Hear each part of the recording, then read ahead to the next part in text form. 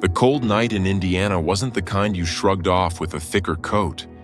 It was the kind of cold that could kill. A freezing night where the wind cut through everything. Aubrey Johnson walked to her car after work and spotted something tiny trembling under a truck. She thought it was a lost house cat, but it was actually a freezing bobcat kitten trying to survive the bitter cold. For 15 minutes, the little wildling kept darting away, then creeping back, until the cold overcame her fear. When Johnson opened her car door for warmth, the kitten jumped right in as if she'd been waiting for that moment her whole life. Johnson quickly realized this wasn't a domestic pet. There was no mother in sight, and the kitten was in critical condition. But getting her warm is only the first battle. Could one moment of mercy be enough to save a life that belonged to the wild? Before we start, hit the like button and make sure to subscribe if you haven't, and hit that notification bell so that you won't miss any new stories. The cold that night in Indiana wasn't the kind you shrugged off with a thicker coat. It was the kind that made the parking lot feel like metal. Hard, bright, and unforgiving. The wind slipped between buildings and found every gap in Aubrey Johnson's scarf as she left work just before 11. Aubrey wasn't a nurse or a firefighter. She worked in medical billing. Quiet, detailed work that kept a clinic afloat. She was the last to leave more nights than she liked, the type raised to finish the job and lock the door behind her.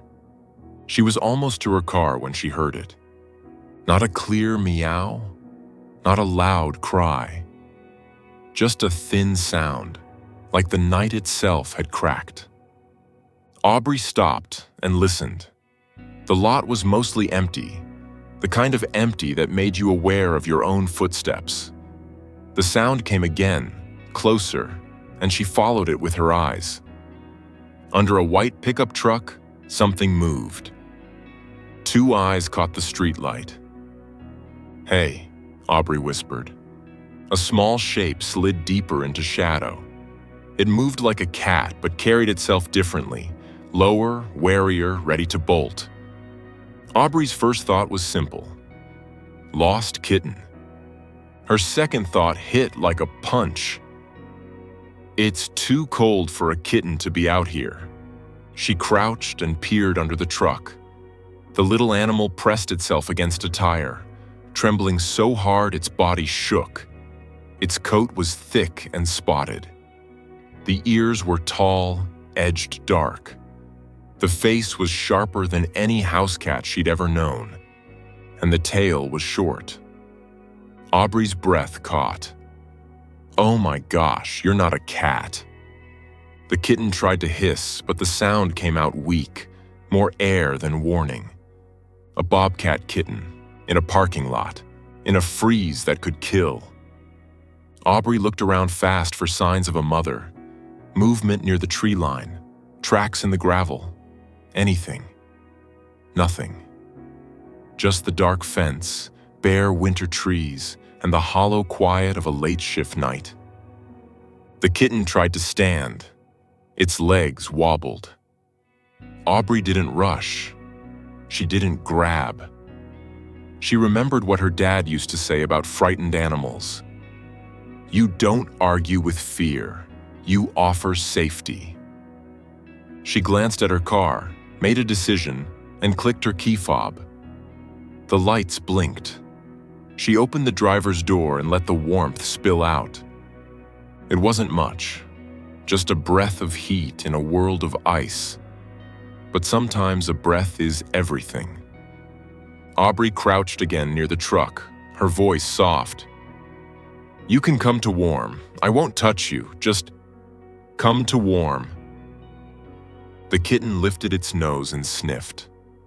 One paw stepped forward, then another.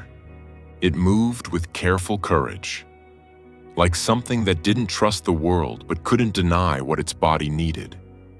It took 3 steps, paused, and shuddered as the cold pulled at it from the inside. Aubrey's throat tightened. "Come on, just a little more." Suddenly, the kitten darted forward, fast as a spark, straight toward the open car door. It jumped in. Not clumsy, not playful, desperate. It landed on the floorboard, climbed onto the seat, and curled near the vent like it had been waiting for that door to open its whole life. The kitten glanced at Aubrey once, eyes wide, furious and pleading at the same time, then let its head dip, heavy with exhaustion. Aubrey shut the door to hold the heat. She slid into the driver's seat carefully, hands shaking. She knew one thing. This was not a pet. This was a wild animal in trouble. She grabbed her phone and searched for a wildlife rescue number. The first hotline went to voicemail. She left a message anyway, voice tight. "I have a Bobcat kitten in my car. It's freezing. Please call me back." Then she called Animal Control's non-emergency line. "You're sure it's a Bobcat?" the dispatcher asked. Aubrey glanced at the short tail, the spotted coat. "Yes, I'm sure." "All right, don't handle it. Stay safe.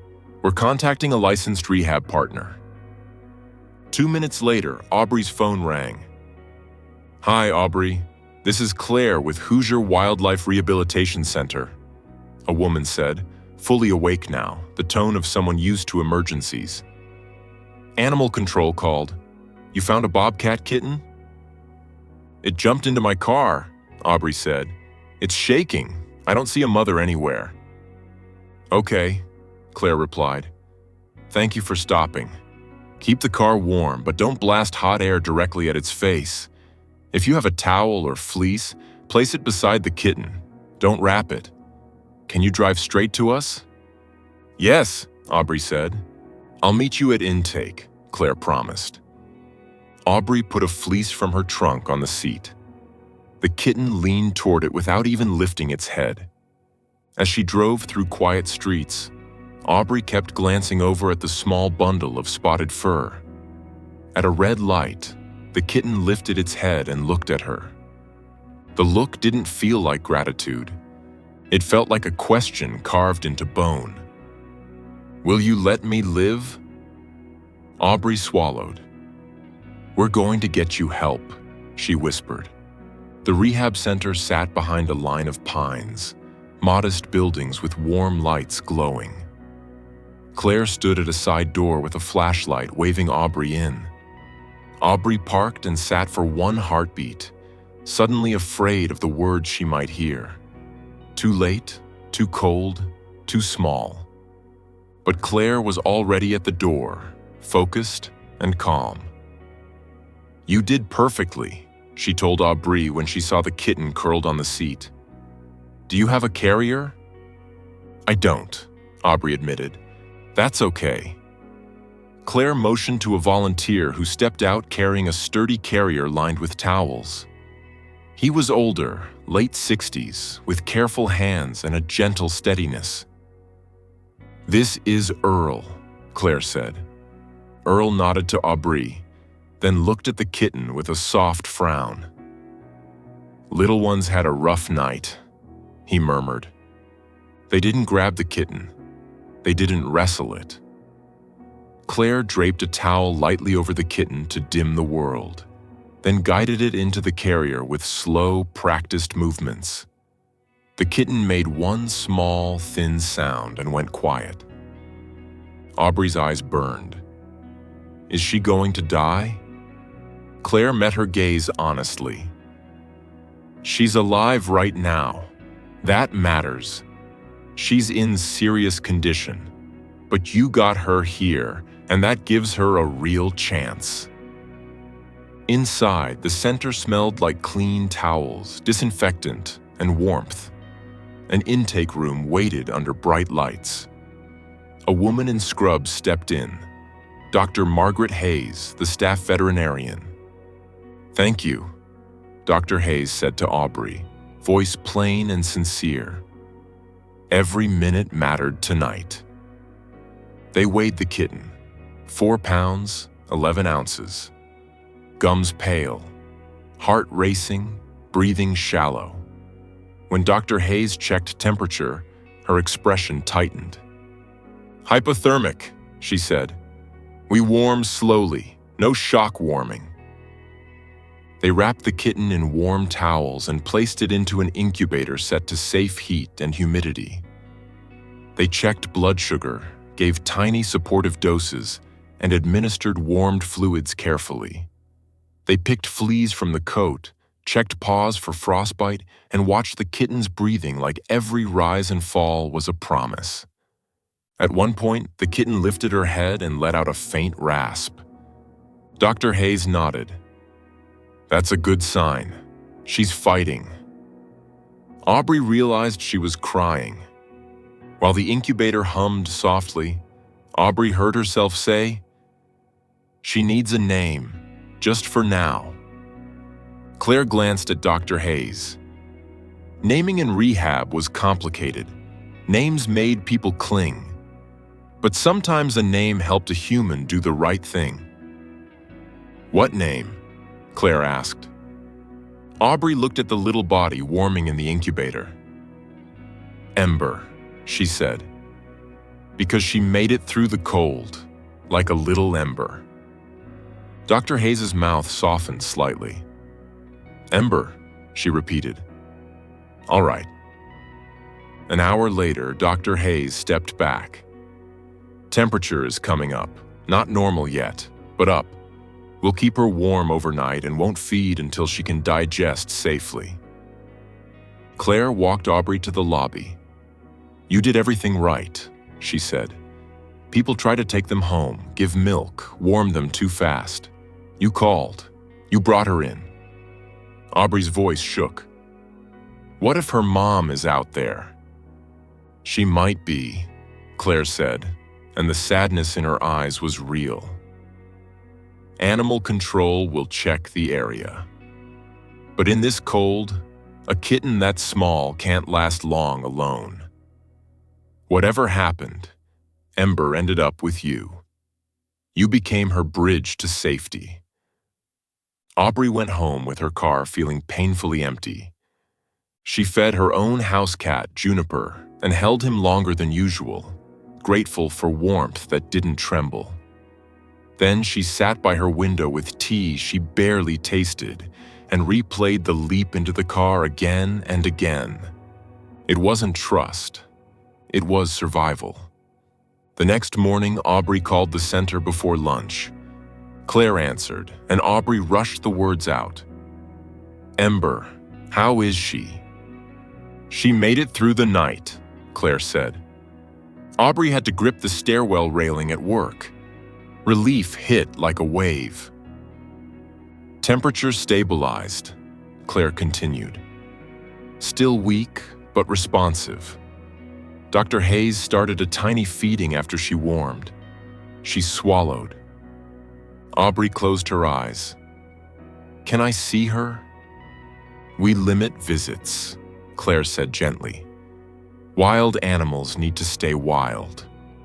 But we can schedule a short, quiet visit in a few days once she's stronger." Over the next week, Aubrey called every other day. The updates came like small chapters.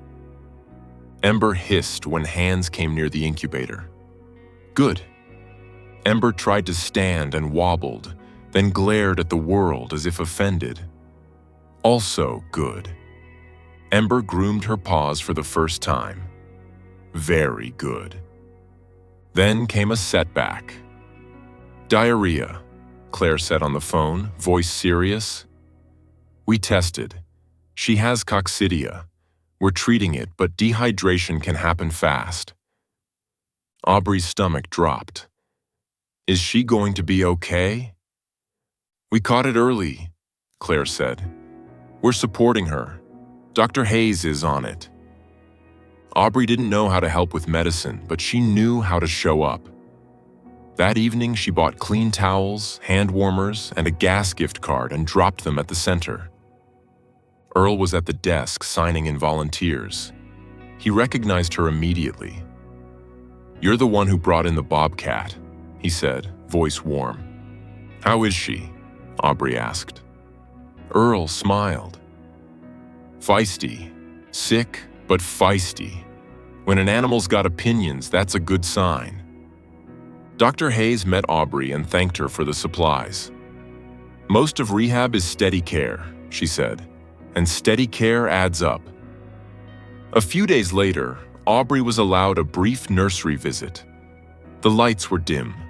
The air was warm. Ember lay curled in towels, but she lifted her head when Dr. Hayes cracked the incubator cover. Her eyes were sharper now. She stared right at Aubrey and hissed. Aubrey smiled through tears. "Hi, Ember," she whispered. Dr. Hayes kept her voice low and firm. "Minimal contact is crucial. We don't want her to associate humans with comfort. If she grows up seeking people, it can end badly." "I understand," Aubrey said. "I don't want her to be a pet. I just needed to know she's still here." "She's still here," Dr. Hayes agreed. The next 2 weeks were the turning point. The treatment worked. Ember's stomach settled. Her weight climbed ounce by ounce. The coat brightened. The eyes cleared. Claire started texting Aubrey short updates. Ember ate well. Ember climbed her hide box like a mountain. Ember hissed at me like I insulted her ancestors. Aubrey saved every message. She also started paying attention to the world differently. The tree line behind stores, the muddy tracks near creeks, the quiet places where wild lives moved unseen. She read about bobcats in Indiana and learned how secretive they were, how most people never saw them even when they lived nearby. That made Ember's parking lot appearance feel even more unlikely and more painful. Animal control searched for a den, for a mother, for siblings. They found nothing. Sometimes nothing was the only answer wildlife gave. 2 weeks after intake, Dr. Hayes cleared Ember to move from the incubator into a larger nursery enclosure with platforms and hides designed to encourage wild behavior. Aubrey visited again briefly. Ember perched like a tiny queen, alert and angry at the world, exactly as she should be. Claire demonstrated a feather lure along the floor. Ember's whole body changed, shoulders low, eyes narrowed, muscles coiled. Ember stalked, then sprang. She pinned the lure with fierce precision, biting and kicking like hunting was written into her nerves. "There she is," Earl murmured. "That's a bobcat." Aubrey felt awe and ache at the same time. Ember belonged to the wild, brush and shadow, hunt and silence, not to fleece blankets and warm car vents. A month after the night in the lot, Claire called again, this time with a smile in her voice. "Ember hit a milestone," she said. 5 pounds, 9 ounces. Coat looks great. She's active, alert, and absolutely furious with us. Dr. Hayes cleared her for outdoor acclimation in our juvenile enclosure when weather allows. Aubrey sank onto her couch. "She's okay," she whispered. "She's thriving," Claire corrected. They scheduled one final brief visit. Distance only, no talking, no trying to draw Ember's attention. On a pale afternoon, Aubrey walked the path behind the buildings with Claire to a larger enclosure set among trees. Logs, platforms, brush piles. An edge-of-forest world built to prepare young wild cats for the real thing. Ember was on a log, balanced and focused, watching a fluttering leaf like it was prey. She looked bigger now, still young but sturdier. Her coat shone. Her ears flicked at birds overhead. She moved with clean confidence. She was becoming what she was meant to be. Claire whispered, "She'll stay with us through the season. She needs time to grow, build muscle, sharpen hunting. We work with DNR for release when she's ready and conditions are right. Ember leapt from the log to a platform with effortless grace, then paused and looked past the fence toward the woods beyond. Aubrey felt tears rise again, but these weren't only sad. They were proud. "You know," she whispered to Claire, careful not to project her voice. "Everyone keeps telling me she's lucky I was there." Claire glanced at her. Aubrey swallowed.